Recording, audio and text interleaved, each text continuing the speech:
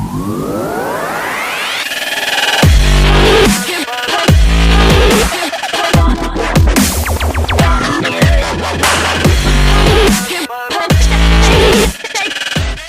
want you to describe me. Describe me in 5 words. Q, Ren. That is not a description of me. And it's a great description. Ren, Q. You're terrible at this. It's gonna be awkward, guys. Get ready.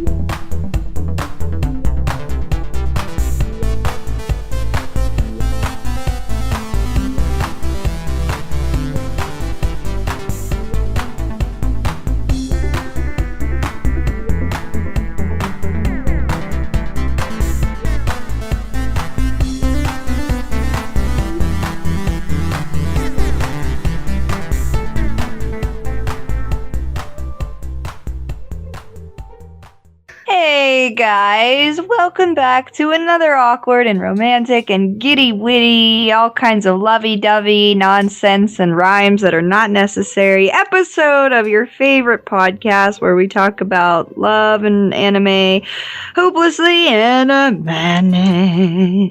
Wow, you just have a worry with words, you know. You just say them such a wordy, mixy, sort of twiddly way. It sounds Twiddly? Twiddly is the Twiddly. Yes, it's in the dictionary of Q. Twiddly means twiddle stuff. I don't know how. Twiddly. Twiddly.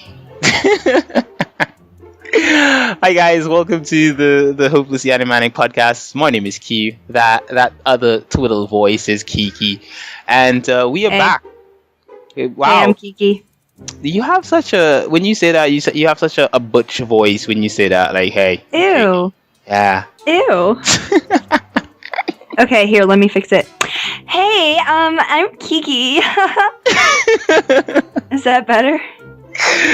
Okay, that sounded weird for you because because it's you. Have you ever spoken like that? Like, have you ever done, like, was that ever a voice you've ever used in real life? Sometimes, like, when I want to come across, like, dumb, I do that, but that's really it. That sounds so. Every time I hear someone song like that, it always sounds like, you know, that's such a white chick kind of thing to do. It's like, you know, the stereotypical sort of you know, dumb blonde white chick sort of thing when they speak like that. And I mean no offense to anyone out there. It's just, as I say, stereotypical. You know, so it's a stereotype. But when I hear someone speak like that, I automatically, instinctively think that this person must be like some kind of blonde white chick. And I'm just thinking about it. What about you? Have you ever thought of it like that? You know, because you were the one who said dumb first. You're like, whenever I want to sound dumb, so like, yeah. Yeah, I mean, I definitely get the dumb blonde vibe. I mean, but anyone can have, you know, I guess I am following the stereotype of, oh, you know, you sound like you're having a blonde moment. But that's just because our society has set it up this way, not my fault.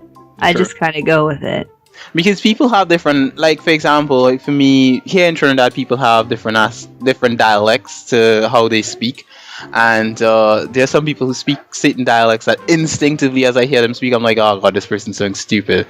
Like, I've had students where I teach English, so, you know, I've had students where I'm teaching English to them and they're using dialect, and I'm like, bloody hell, this person sounds really, really, really not that educated. But the thing is that, as I've learned over time, is that there are people who sound that way, but they're extremely educated, they're extremely intelligent and stuff like that. So stereotypes are just that. They're stereotypes. They're just what you expect, but it may not be that.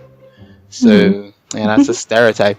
So stereotypes aside, Kiki, how have you been since last we recorded? How have you been since last we recorded? I'm okay. I'm really disappointed because we finally get Snowcast relaunched and the software that I was using decided to stop working. So we've been behind on Snowcast again, and it's because of something that's completely not my fault. Mhm. And it's now a struggle shuttle to find a new software that works and is free. Other than that, decided that in fall of 2016 I'm going to be going back to school, and I don't remember if we talked about that in the last episode. No, I don't think we talked about that. Wow. Yeah, I want to go back to school. I want to work with animals. So you're going to school to learn to work with animals?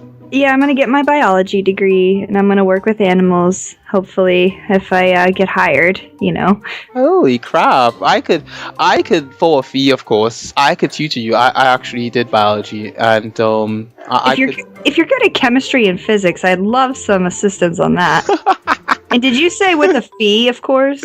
With a fee, of course, yes. Yeah, I mean, there will be a fee. I accept payments of curry. I was gonna say, it better be something realistic, and don't give me some nonsense of, you know... Nonsense like what? What kind of nonsense are you thinking here? Like actual money or something like that.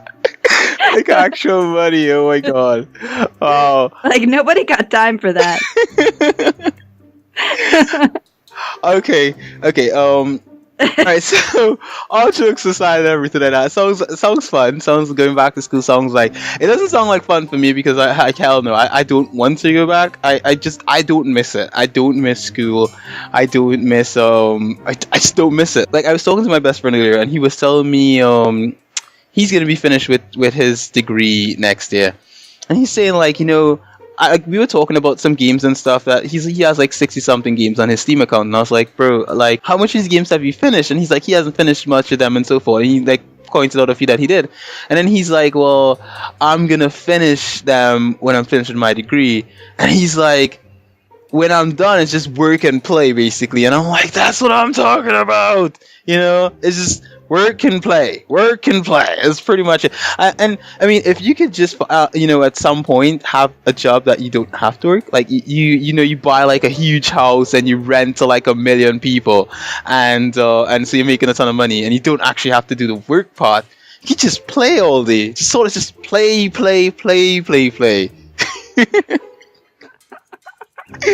Sure, dude, let's go with that. It sounds like I think the thing about it is that what we need to understand is that life is all about enjoying the little moments, and you know, it's just all about enjoying the moments, and people I guess people tend to forget that. They tend to forget about enjoying the moments, and they just sort of just, you know, I need to pay those bills and stuff. I mean, we need to do these things because that's kind of how society has had it set up.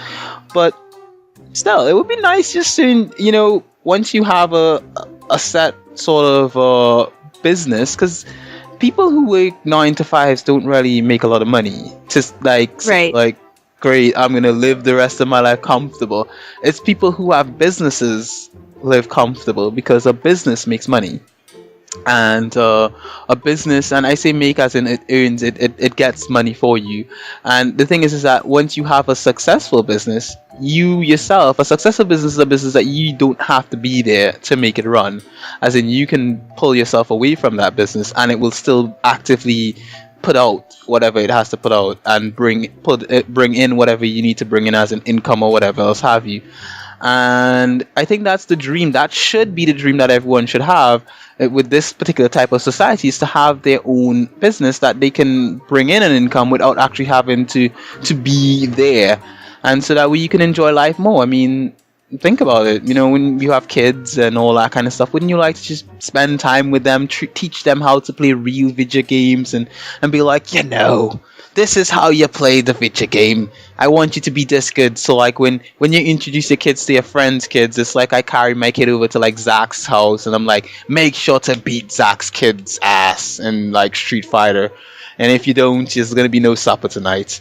You know, stuff like that. Simple. Honestly, I was following you there for a little bit and then you completely lost me. And now I'm like, I have no idea what he's talking about. Where did I lose you?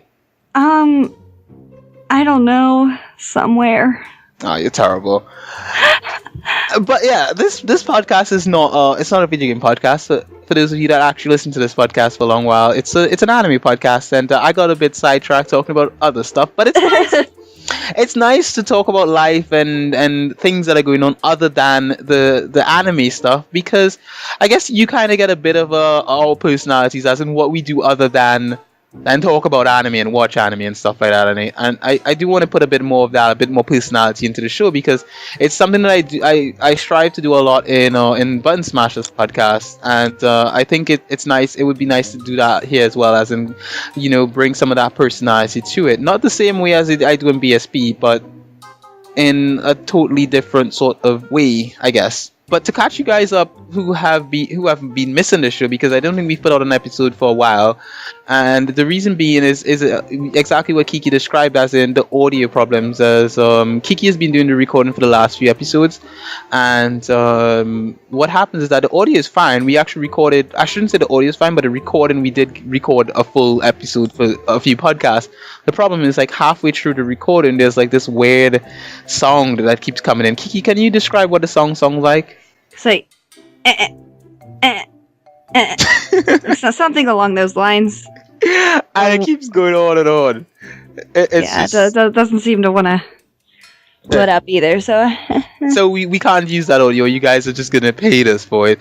So we've not put out a podcast because of that. And so what's gonna happen is that hopefully we're using different software this time. I'm actually the one recording right now. So hopefully this software does not have that same problem, and we actually are able to put out this episode, and you guys can listen to it. Hopefully. And that kind of goes in tangent with our name, Hopelessly Animanic. So hopefully we can put out a podcast. Hopefully. So this week we ended up watching another anime, and we've been watching a lot of anime. And Kiki. I guess what you mean is we watched another movie. Yes, another movie. Eventually we'll actually watch a show, but it's just with the software and how busy we both have been, we just haven't had the time to watch an actual anime show. So we've been watching movies, and movies are great.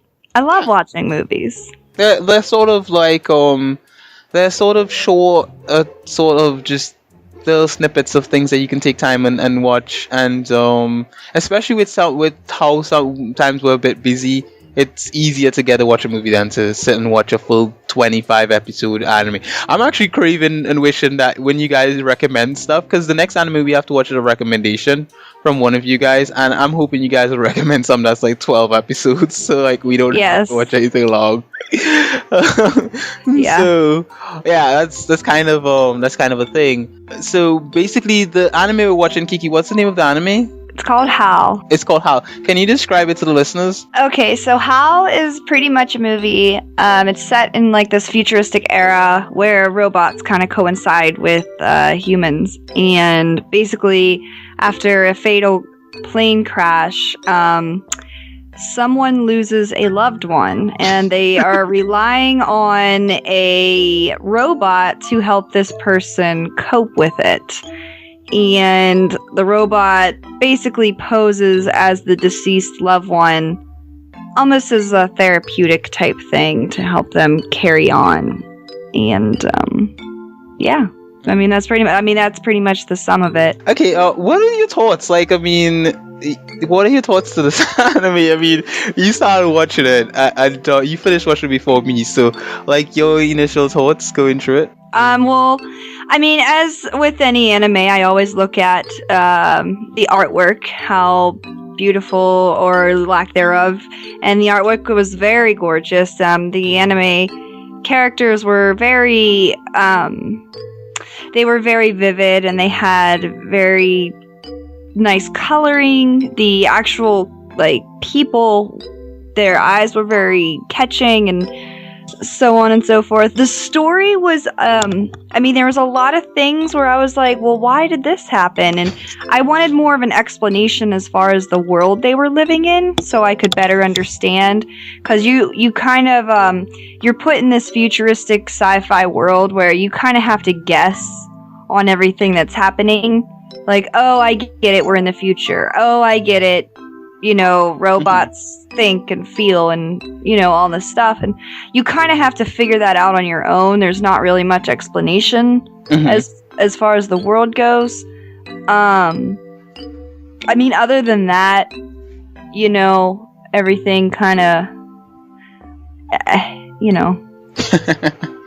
I guess the best way you can put it is, for me, I found it really confusing because when I started watching, I was like, oh, okay, well, there's this guy, and I was like you said, the first thing that caught my eye was the art style. I was like, this is another anime I'm gonna have to go on the show and say, oh, it had beautiful art style and it looks really good, you know, like really, really pretty. And I was like, I wonder if I should say that. That would sound so redundant. Like, the people are gonna think we only watch pretty anime. What about the ugly ones? Ugly ones need love too. and so I was like, you know, that's the only thing I can think of. And then as I continued watching, it's like, I don't understand what's going on here, because one, you start off and you see this you know, this guy in a house, and then looking down to a stream, you see this robot playing in the water and picking up fish and stuff like that. And then the guy and the robot are sitting down, and all of a sudden the robot's looking up, and there's like flames in the robot's eye, and this plane explodes. Right. And the guy's on his phone, and this is an old man, and he just sort of just breaks down and leans over, like, you know, like, oh my god, what's going on? And at that point, I'm like, I'm confused. I'm like, does he know the person on the plane, and how is this happening instantaneously that he can tell? Because he's not looking at the plane, he's looking at his phone. And so I'm confused. Like, at the beginning, I was just really confused, and I think I was confused up until close to the end as to what was going on in this anime. Because even though you could tell, like, great, this robot is in the future and stuff like that, then you have the scene where the old man tells the robot, he's like, you're gonna have to take on a face to help the other person cope and stuff like that. And I'm like, okay, take on a face, okay, great. And then you see there's this robot, or this person in a bed, and this old guy is talking to him, and he's like, oh yeah, he's like, he calls him the name of the robot, and then he's like, you're gonna have to call me Hal now. And then he's like, oh yeah, Hal.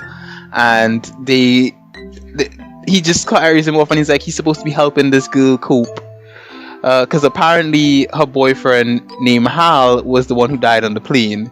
Mm-hmm. And so I'm like, okay, so you help the person cope by having a robot impersonate them. Yeah.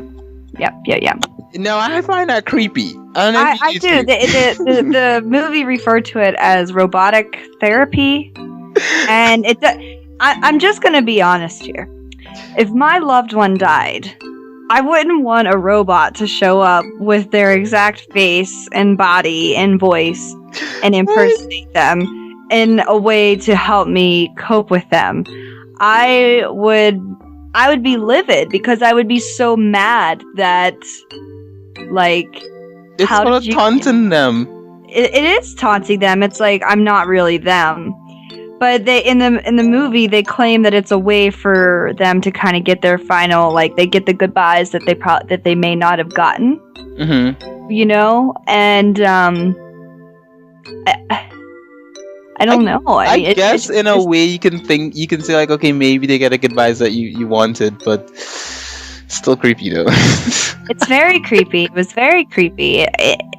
Because you will always know that I was a robot, unless of course you don't know the person dies, and then you're given a chance with the robot. Then yeah, that's kind of okay. But if you already know that they have died, you know, you've gone to their funeral or whatever else, have you seen their dead body, and then this robot just shows up at your house, it's kind of like, ugh. Like, yeah. It's weird. It's very weird. Mm-hmm. It is very creepy. For me, if I had a family member or someone close to me die, and they wanted to give me robot therapy, especially like if it was like a loved one, like in the case like it was his romantic loved one, I would not want the loved one to come back. You could send a robot girl, like, you know, hopefully someone like a robot Scarlet Johansson or something. You know, I would be happy for that. You know, you send me a robot Scarlet Johansson that pretends to be Scarlett Johansson, and I can't figure it out at first. Yeah, I'm happy. You know, robot Scarlett Johansson and I would have a lot of fun. But you don't send me my deceased loved one and then tell me, like, you know, this is gonna help me cope. No. No, it's very unusual. You know, it's It's creepy. it's very creepy. I would not want. I don't know. You don't know what's I wouldn't want my deceased loved one to, you know, their body. Yeah, I don't even know how to describe it. Like, I wouldn't want a robot to take the body of my deceased loved one and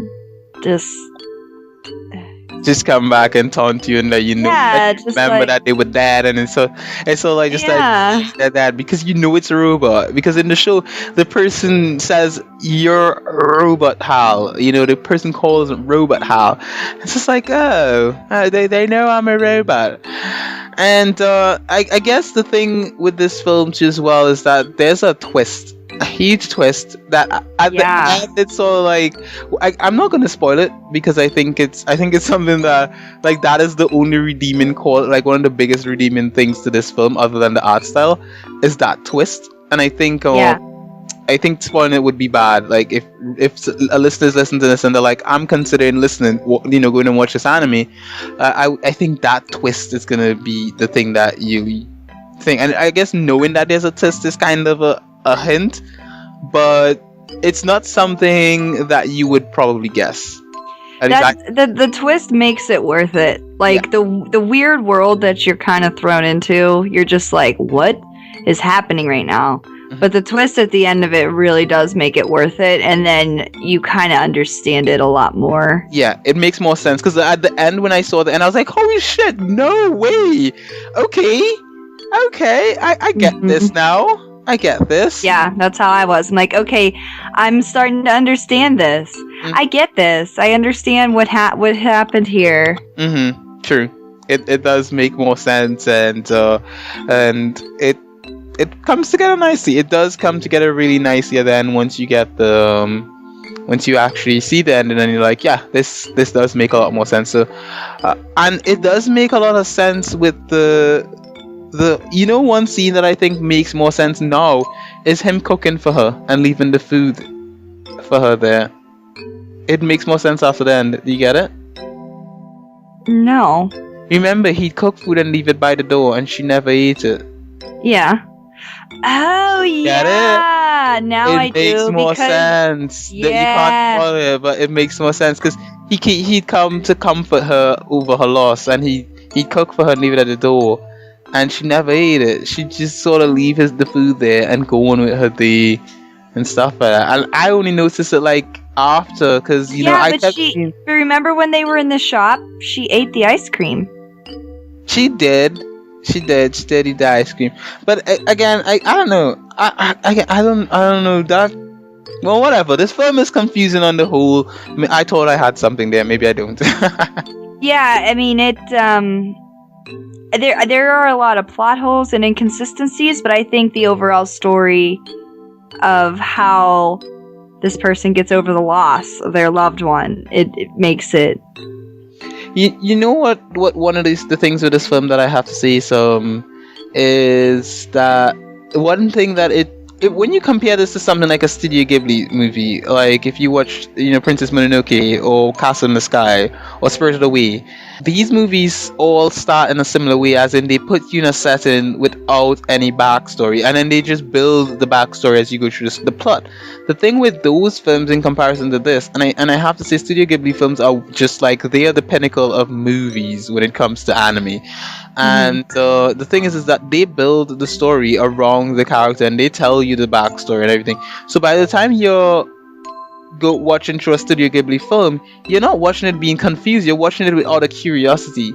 And I think a lot of anime movies don't get that. They leave you confused for the most of it, and coming on to the end, they sort of just throw everything at you, and then you make sense of it to yourself. But still, there are a lot of plot holes.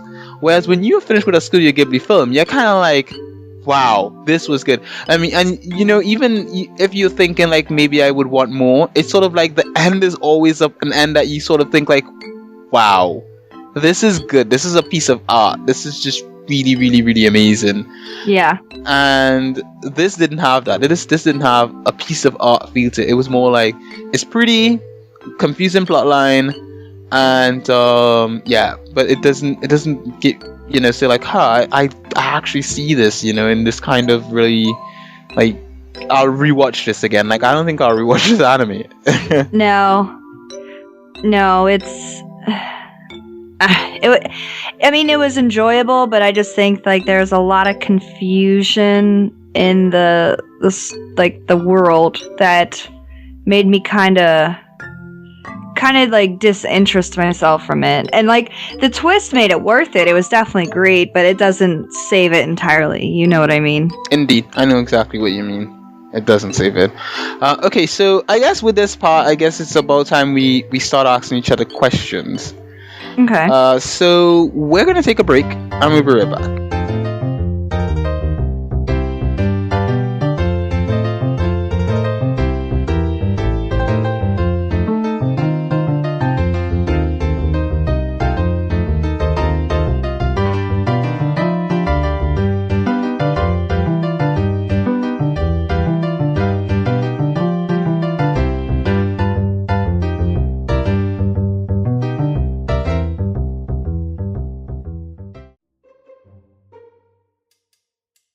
Hello and welcome back to the Hopelessly Animanic podcast. I'm Q, and apparently I welcome us back to the podcast. We haven't done the break in a while. Normally I just kind of edit around the break, and so I forgot how we do this. And Kiki just reminded me. I'm sorry, Kiki. I forgot. Oh, cute. Because usually what happens is when we go on break, we start talking about something like crazily inappropriate. All right. And you decide to just kind of pull me in randomly, and then holy crap, I forgot. That's how it works. We normally go to a break, and this is probably because I'm not recording at home. So normally we go to a break, and it goes to some inappropriate conversation, and we try to see who kind of ties the other person up, and then says, "Hey, and we're back at the show." Yeah, and that goes into the. Oh crap! Damn it. Well, listeners, I'm sorry for that. You guys did not get an inappropriate conversation, and that is not my fault. Well, it kind of is because I'm not at home right now. But yeah, so let's start with the questions, Kiki. You go first because I'm sure you have. Why are you picking me to go first? Because I think the listeners love your voice and they hate hearing me ask questions. Fine. All right. I guess one question I have is, what did you think of the friend character? Like, what are your thoughts on the friend asshole? Yeah. Rio was that his name? Punching your friend, like seriously, is that he seemed like a bully. He came at the end, and I guess to a certain extent is like he's like trying to save him, but it's just like, dude, you came with like 2 guys to beat the guy, like, well, 3 guys or something or whatever else have you, and you're sort of like, you were part of this, this was a part with you and blah blah blah, and then you're like beating the guy. I'm like, that's not what friends do.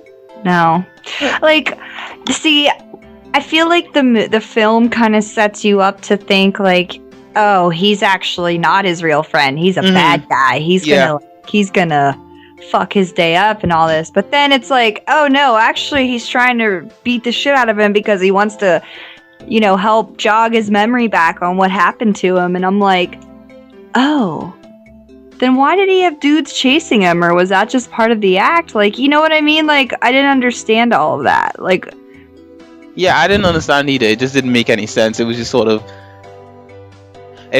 confusing. Like, I was just like, why would a friend beat another friend? I don't see that as a thing that friends do. Friends don't beat friends. This is bad. So I don't know. I didn't like the Ryu character. I didn't either. Any other questions? That was pretty much the only one that I can think of at this moment. What about you? Any questions for me? I always have questions, of course. Of course you do. I'm like a question machine. I have to come up with questions for 2 podcasts, so I think it's rather easy for me now. No, not really. It's kind of hard. Okay, so let's see. Of the characters in the film, right? Who's your favorite character?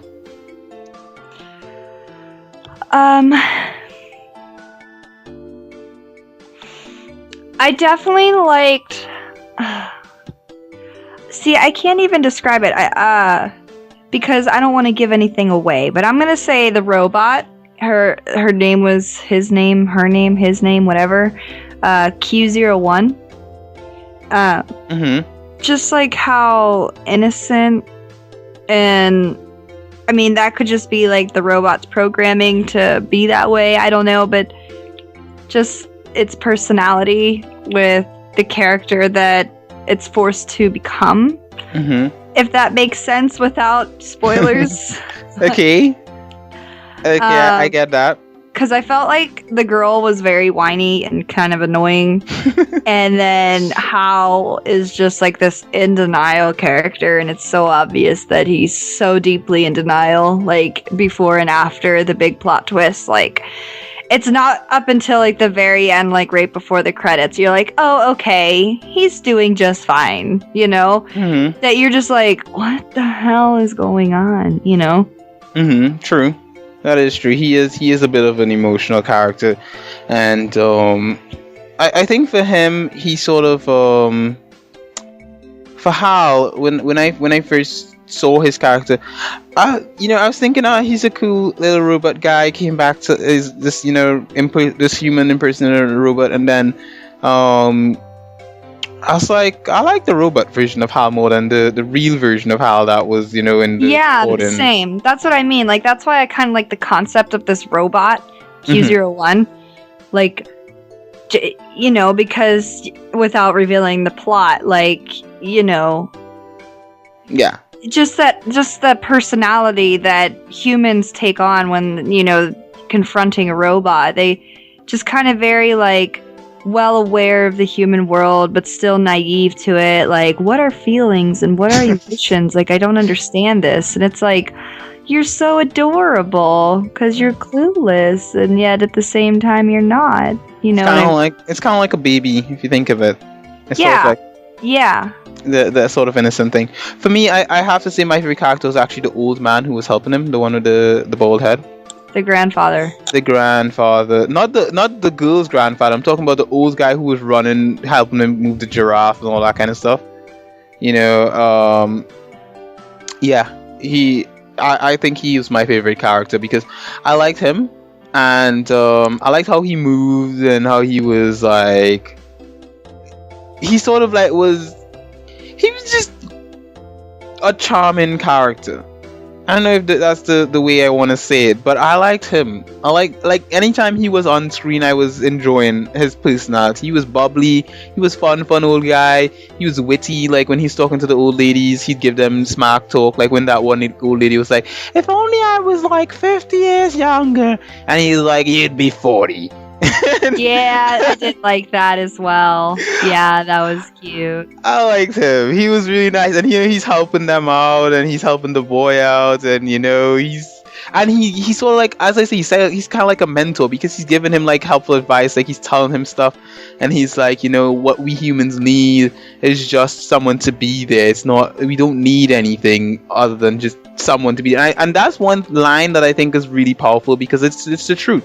Sometimes you just need someone there. You don't need to talk to them. You just need them there. Like for me, I just like knowing my family's around, that they're there, but I don't actually like go and talk to my family every day while I'm at home. I don't talk to them all the time and stuff like that, but I just like to know that they're there. I just like to know that they're around and so forth. Same thing for my friends. Like, I mean, I talk to everyone all the time, but I like to know that they're there, and that they're around and things are going great for them. And I think that's kind of what he means when he says that. I think that's just really, really powerful. Yeah, I agree. So I agree. That's just one of those things.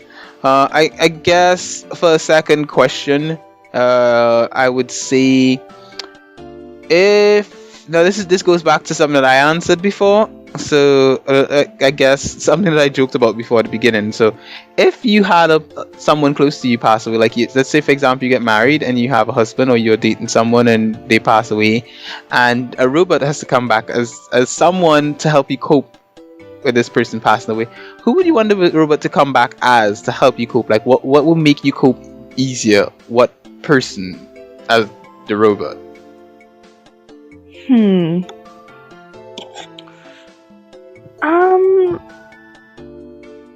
Well, I don't know where I'll be at that time, but if I were to say anybody right now,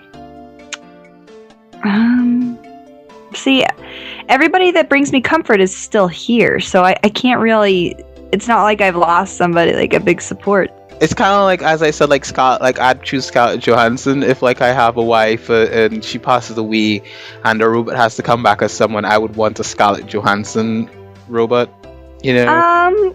Okay, well with that then I'd probably say I would definitely love, And you can't choose Daryl. why? I veto him out. You have to choose someone else. Okay, fine. I would choose I'm gonna go with Johnny Depp. Oh, I like that one. Yeah, he's kind of my number one bae for all eternity. Oh, yeah, I like that So one. I'll choose that. I'll choose him. If he came to comfort me, I would not be opposed to that, robot or not. I'd be like, you have a space. I'm okay. I can program you to be Jack Sparrow. All is well. Oh my god! You know, that's the thing. And you chose Jack Sparrow. That's the best. I think that's one of his best rules. Oh, yeah. I think you, me, Scarlett Johansson, Johnny Depp could have like a sort of what do you call it? It's the right word I want to use. A double date sort of thing. So we go out, we hang out, and I will just basically be spending most of my time, you know, having Johnny Depp recite Jack Sparrow lines and doing Jack Sparrow things. And then when I get out of there, you know, me and Scarlett Johansson will have some, you know, beautiful time. So it all works out well. I think Can you just imagine us on the beach drinking rum? And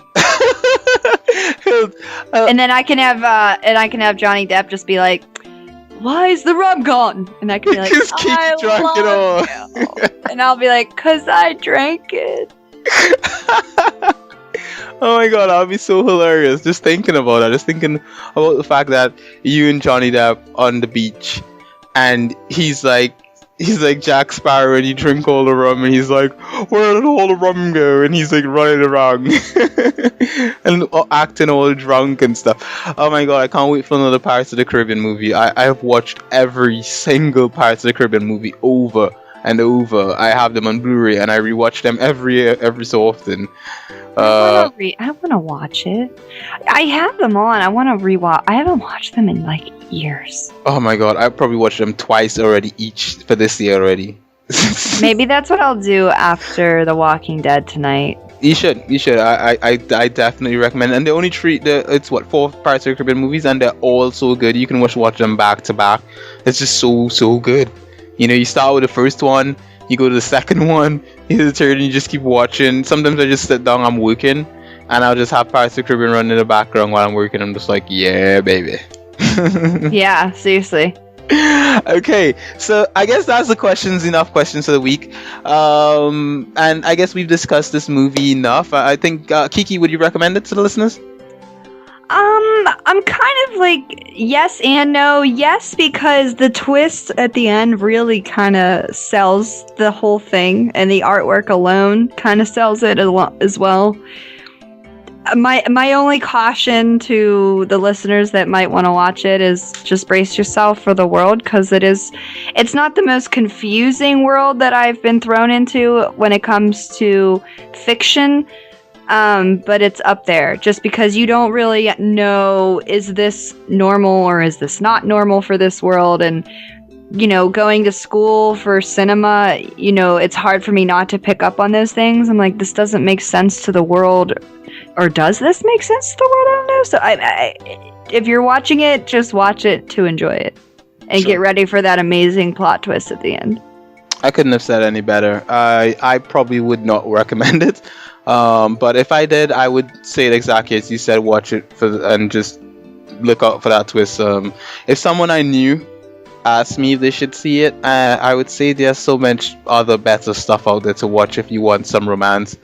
But if you are curious enough and you still do want to check it out yourself, just, as Kiki said, watch it and wait for that ending. Yeah. So, because trust me, you will, more likely than not, at the beginning you'd be like, what is going on here? Like, they're not explaining anything. So yeah, that's our anime for the week. I think like I did mention in the last podcast that we did, that we're gonna recommend other stuff that we're watching other than the anime that we're talking about that may not be romantic, and but that didn't go up, and so this is the first time I'll be seeing it officially on the show. And so I'm gonna just mention the stuff that I'm watching anime wise that I've not mentioned on the show yet. And so currently right now I'm watching Dragon Ball Super on I'm watching that via Kiss Anime, and that's been going pretty good. I'm loving Dragon Ball Super. Every week it's a good episode. I'm also watching an anime called, let me see if I can pronounce this name properly, because you guys know I butchered the Japanese language. It's called Nanatsu no Taizai. I don't know how you pronounce that, but I was recently recommended that one, I think like today. So that's in my to watch list, and I am so looking forward to watching that one because it just seems like something really, really interesting, and the characters look really, really cool and stuff like that. Right. And the last thing I'm watching is Himoto Umaru-chan. So Umaru-chan, or however you want to pronounce that. So I'm watching that one. This one I'm actually watching for review. So there's going to be a review on the website for it. So you guys can look forward to that one. When I'm finished watching it, I'm going to have a review for it up on the website. And you guys can go over and check that out. If you guys want to check out anything else that I have reviewed that's anime related, I did a review for a manga called Suesu no Oniyumi. Oh god, this is terrible. I'm just terrible at my Japanese. It's Onum-yuji. Okay? It's a manga about these people, this 14-year-old boy and 14-year-old girl who are fated to be married and have a child, and so they're put to live together in a house, but they're exorcists and they fight these impurities, which are sort of like demons and stuff like that, and it's really interesting and awesome. The only weird thing is that it's a 14-year-old boy and a 14-year-old girl, and that's the only creepy part. But yeah, Kiki, anything you're watching that you want to recommend to the listeners that is good? I mean, I'm watching stuff that isn't anime, but I don't know how much our readers would want me to recommend that. I started watching Izombie, which is kind of like a comedy zombie movie, but it's actually fairly entertaining. I like how she has her brain in sort of like pasta. Yeah. It's weird. It's weird like that. It's like, oh, she's just dipping it in hot sauce and eating a brain, no big deal. And you're like, oh my gosh, When I think about it, she kind of reminds me of you because you like a lot of instant noodles, and she just puts brain in instant noodles all the time. Yeah, sounds like me. Yeah, totally you. So that's actually something good. I've watched that already. My little sister recommended it to me, and I started watching it on Netflix. So that's actually a good thing. And it has a comic book style to it. It's like they're like pages. So like there are moments where they sort of do cutaways and transitions, and you see a kind of comic book sort of look to it. Yeah, backstory. That's what I've seen, and I like that a lot. Yeah, it is. It is pretty cool. So I also recommend that. I think that's pretty cool. I think that's really, really nice. So, anything else? I mean, I'm still trying to watch Dragon Ball Z, the original, but I've just my life has pretty much consisted of Destiny, and that's really it. Oh, okay. So it's not been coming along too well. Okay, No. so that's okay. That's how life gets sometimes. So I think that's it. I think we've reached the end of the podcast. I don't think there's anything else we can add to that. Thank you guys for listening and watching this episode of the Hopelessly Animanic podcast. I said listening and watching, didn't I? That's weird. It's just listening. You're just listening to this. I don't know if you're staring at your screen while listening to this. But yeah, thanks for listening to this podcast. It means a lot to us that you guys actually tune in and listen to it. And if you enjoy this podcast, go on over to the website, thebuttonsmashers.com, where you'll find a lot of great stuff. You find articles, the reviews, you'll find videos, you'll find other podcasts that we happen to be on, or some of them that we don't happen to be on. And so you can go and check out those other podcasts, because some of them are really, really great. Actually, all of them are really, really great. Why did I say some? They're all really great, and they all have different styles. So even if you want a podcast for gaming, and you are of a mature elk, you can listen to the Plug and Play podcast, because they are really mature gamers and they talk about a lot of stuff. If you want a podcast that talks about a lot of, I guess, gaming news, but also a lot of PlayStation stuff, you can listen to the other podcast that Kiki's on, which is Snowcast. If you want to hear me talk about video games and life and movies and stuff like that, you can listen to the Button Smashers podcast, which is the other podcast that I do. And then there's the Gaming Goddess podcast, which is a sort of a mature gamer podcast that has different types of games that you think of, sort of indie titles and stuff like that, and also more, I guess, if you want to think of it, it's a lot more, I want to say mature, because the rest of us sort of kid around a lot, and Jess is pretty serious. So that is another podcast that you guys can listen to, and it's actually pretty great. And so yeah, with that, guys, I think that's pretty great. So Kiki, I guess this is the end of the podcast, isn't it? I think so. It is. Q. So how do we normally wrap this up? Is this something that we usually do? Is there a tradition to this thing? Yeah, there is. Q. Oh, okay. So let's see if I still got this. Let me crack my knuckles and stuff. Oh, look at that. Knuckle cracked. Perfect. I was like right on cue as well. Okay. So this week's episode of Hopelessly Animanic, it was Awkward? It totally was awkward. It was very awkward, right? Yeah, it totally was. It always is awkward, but this week was a bit more awkward, so it was romantic. I didn't romance this as much this week. The romance was a little bit missing, but it was Hopelessly Animanic. And it's a wrap. We're out of this piece. Peace out, broskies. Okay, so that is.